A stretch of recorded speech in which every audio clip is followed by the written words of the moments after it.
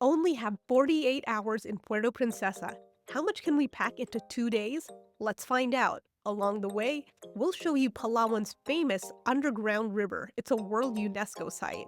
We'll also show you where to take a tour of the mangrove forest, how to zipline from the jungle to the ocean, and where locals go for the best seafood on the island. Let's do it! If you're going to Puerto Princesa, chances are you're flying in. The good news is the airport is right next to the city center, so hop into a taxi for an easy trip. Quick tip if you're short on time like we were. Ask your taxi driver if they can stick with you for the whole day. Ours waited at every stop, which saved us from hunting down tricycles or flagging down new rides each time. Just be sure to agree on a flat rate up front. So we just landed here at Puerto Princesa. It's our first day here and we are wasting no time doing any sightseeing. Our guide Romeo brought us here. We have a full day of seeing the best that Puerto Princesa has to offer. And our first stop is we're here at the Butterfly Eco Village. The Palawan Eco Garden and Tribal Village is definitely a must-see. It's a butterfly and wildlife preserve, but it's also much more than that. It's a way to meet members of the indigenous Palawan tribe and learn how they live off the land. And the entrance fee is only 60 Philippine pesos, or about $1. This beautiful bird is what's called a tandikan. It's the symbol and emblem of Puerto Princesa City. Nearby, but thankfully in a different enclosure, is a saltwater crocodile. But the part I really loved was the butterfly garden. The butterflies fly around freely, and if you're lucky, one might even land on you. Just hope you're not too ticklish. But you know what? I'll take a butterfly landing on me any day, especially compared to this next insect. You're holding a venomous Okay, it's scorpion. the giant scorpion. I'm told it's At the venomous, eye. but can't kill me, Yes, and it ma'am. won't sting unless I squeeze it. Which Yeah. I'm gonna try to believe that I'm holding up my end of the bargain, hold up its end of the bargain, and not sting me. Okay, enough bugs. Next, we check out the tribal village where we learn about the Palawan, an indigenous tribe from the mountains, a few hours drive outside the city. Some tribe members stay here for a week or two at a time. They share their culture and sell handmade goods. It's a great way to connect with visitors and support their community.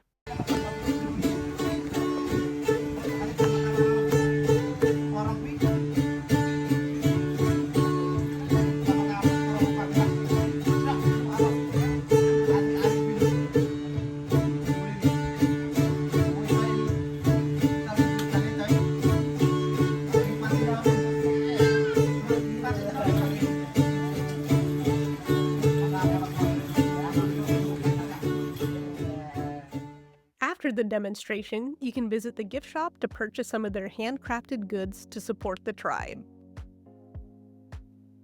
With all this shopping, we've worked up quite an appetite. Luckily, we know just where to head next. So just up the hill from the Butterfly Preserve is where we are now. It's called Baker's Hill, and I heard this is one of the best places to get hopia, which is a baked good, but more specifically, pastillas de hopia.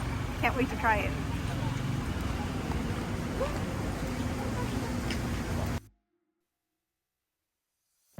Baker's Hill is a fun little park in Puerto Princesa, full of colorful statues, gardens, a restaurant, and lots of spots for photos. But the main reason people come here? The bake shop. It's famous for fresh hopia and other pastries, perfect for snacks or pasalubong. So we're here inside Baker Hill's famous bake shop, and I'm super excited. The problem here is deciding what not to bring home because everything looks so tempting. So come shop with me. I'm gonna show you guys some of my favorite stuff. So I love a good cashew boat tart, and this is only 143 pesos. It's going in the cart. So as you can see, there are so many different kinds of hopia. This is their specialty here. There's pork flavors, as well as ube, mongo, So it's really all about whatever you want, whether you want something sweet or you want something savory. Me, I have a huge so I'm gonna go with, of course, the Kopia ube,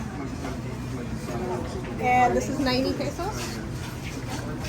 I'm also gonna get, this is highly recommended by our driver and guide Romeo. He said his favorite is the pastillas, so I'm gonna go grab a box of this as well in the cart.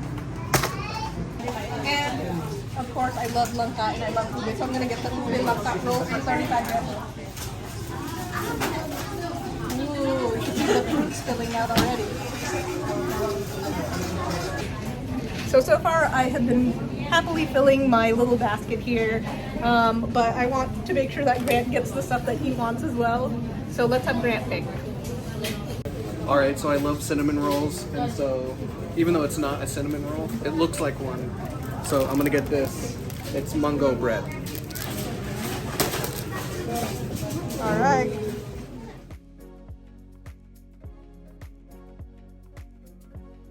With our snack cravings sorted out for now, it was time to check out something completely different, the Binuatan Weaving Center.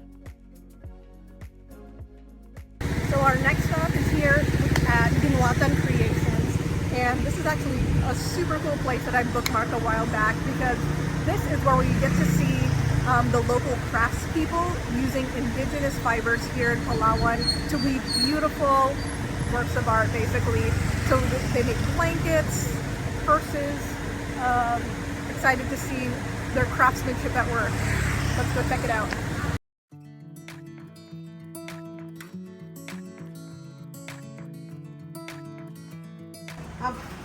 Tinuturuan namin yung mga anak namin para hindi mawala sa henerasyon ng paghahabi. Sinasama po namin yung mga anak namin, mga ano po kami, mga mothers na may malilit-lilit, tapos mga work student po yung aming mga weavers. Galing naman to, para hindi mawala yung Yes skills po. nila. Pag wala po silang pasok kasi pang umaga lang po yung pasok niya. Saan nyo po nakukuha itong... Ito po yung amumuting grass, binibili po ng amin namin per kilo sa mga tribes. Tapos po yung tico grass, ganun din po sa mga farmers at saka mga tribes. Kaya pag bumili kayo ng product namin, ma'am, hindi lang po kami ang makapakinabang, pati po yung mga tribo. Galing po. Salamat po. Thank you po. Ano pong pangalan nyo? Rowena po. Rowena, maraming salamat po. Pwede nyo po i-try. Pwede po? Opo. Try nyo ma'am. Pedal. Then insert in between the thread po. Change, pedal, then pull. Very good. Thank you Not that hard. ma'am. The threads. Oh.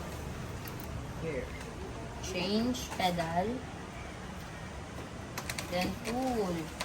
Very good. Let's just say I don't think we're gonna be hired here anytime soon. The workers here make it look so easy because they've really mastered their craft. And it was really great getting to see firsthand how they're preserving their culture and passing along their customs, traditions, and skills to the next generation. They also have a gift shop where you can purchase souvenirs to support their work here. Our last stop of day one is a spot that you have to see when you're in Puerto Princesa. It's a restaurant that's not just about food, but about a whole experience. And it's a favorite among locals. All right, so we're here at Badjao Seafood. They have thousands of reviews, highly rated. This is a must-come to if you're here in Palawan. We're gonna walk through a bridge to get to our restaurant in the midst of Mangrove Grove. So let's go.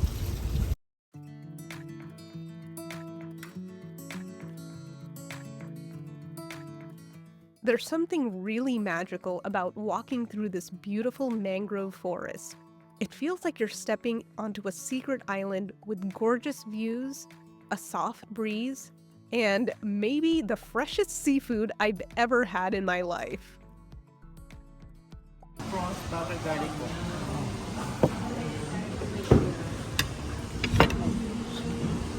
So this is the biggest prawn I've ever seen.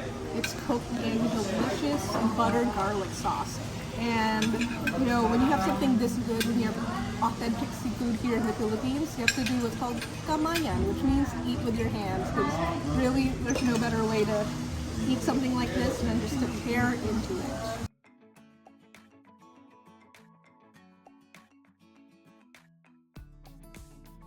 So while I have my hands dirty anyway, I might as well dive into this beautiful crab, this fresh crab that just a few minutes ago was dancing on a string.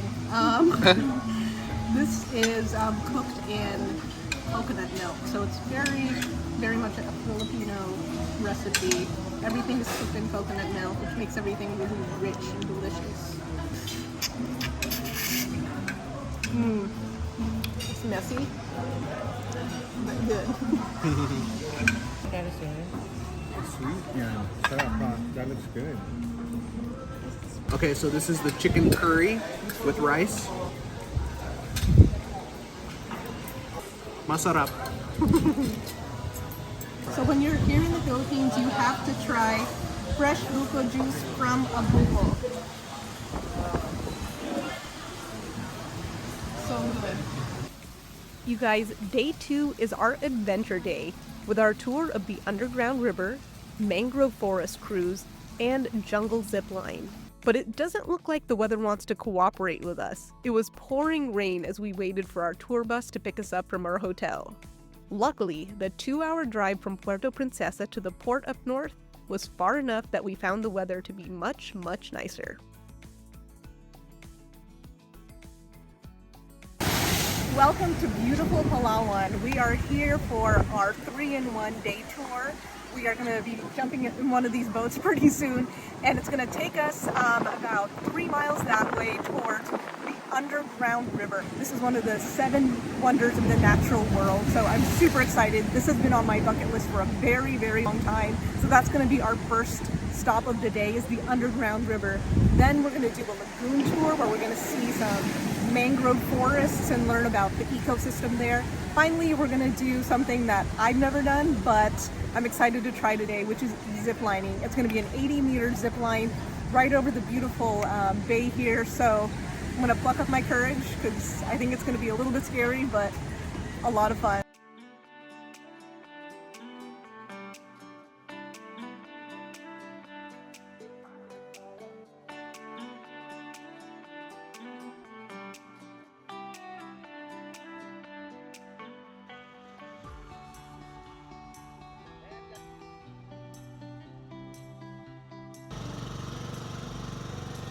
We've just finished the first leg of our journey. So how do we get to the underground river? You actually have to take 2 boats and walk a little bit through the jungle. And this is actually by design.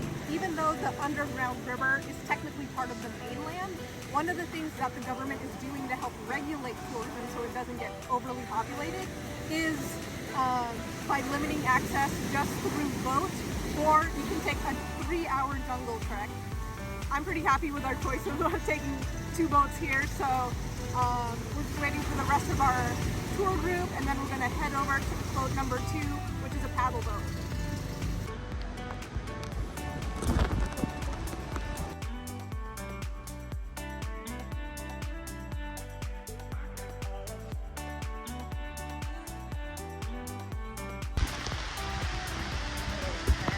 This is the jungle trek portion of our trip. And waiting for us here is boat number 2. These are small paddle boats that can fit very nicely in the tight underground river passages. Welcome to the Puerto Princesa Underground River. This is a UNESCO World Heritage Site, and it's one of the longest navigable underground rivers in the entire world. It's famous for its seafoam green and blue water, its dramatic limestone cave formations, and its incredible biodiversity. Our footage here is pretty dark because we're not allowed to use any sort of flash photography. The designated guides each have a single flashlight to point out some of the cave's features, but other than that, it's completely dark in there. It's a way to protect the millions of bats and other creatures that call this cave home.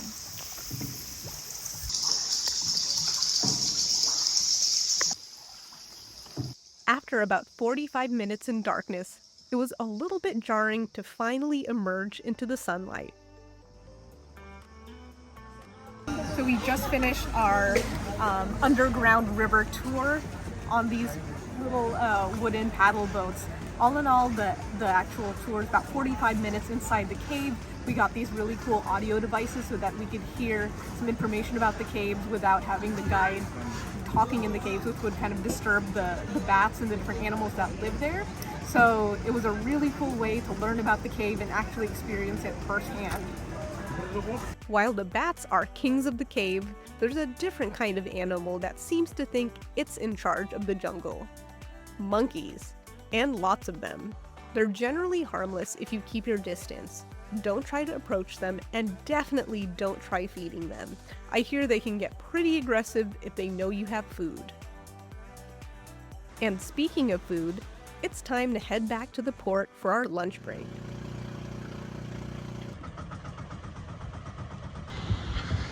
What a ride! Oh, okay. Thank you guys. Enjoy your meal. It's an all-you-can-eat buffet.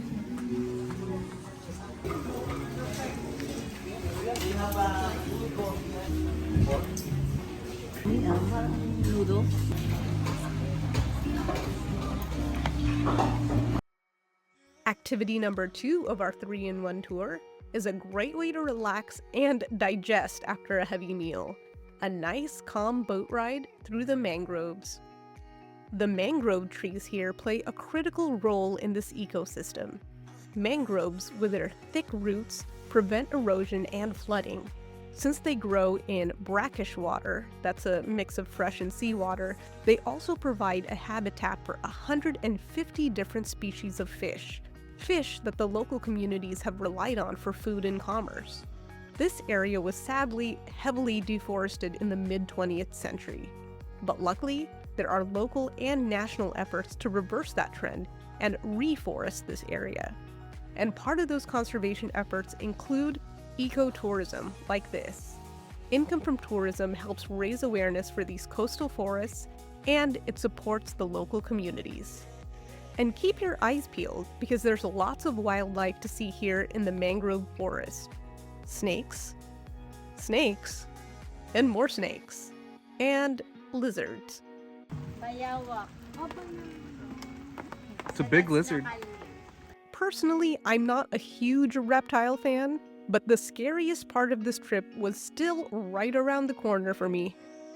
All right, so Teresa is off doing the zip line. I'm terrified of heights, so I chose not to do it, but I stayed here at the camp where the mangroves are, and I did it first. I used a tabo. Never done it before. There was no TP, so maybe this is a little personal, but I gave it a go and it seemed to work fine. So if you guys come to the Philippines and you've never used a tabo before, just give it a swing. You'll surprise yourself. They're coming down that line. That is my dad and me. After an uphill jungle hike, we climbed a metal tower, and to be honest, I was pretty terrified. But the scenic 262-foot descent was well worth it. We also were able to take a nice little walk through the surf to get back to dry land. And that's everything we managed to do in Puerto Princesa in less than 48 hours. So if you're short on time, it's still totally doable to squeeze in a ton of experiences, if you plan it right. Our top tip: book a tour that handles all the transportation, tickets, and timing for you. It takes out all the guesswork. We'll drop a link to the 3-in-1 tour we did down in the description below. And if you have any questions, let us know in the comments. Thanks for watching, and we'll see you in the next one.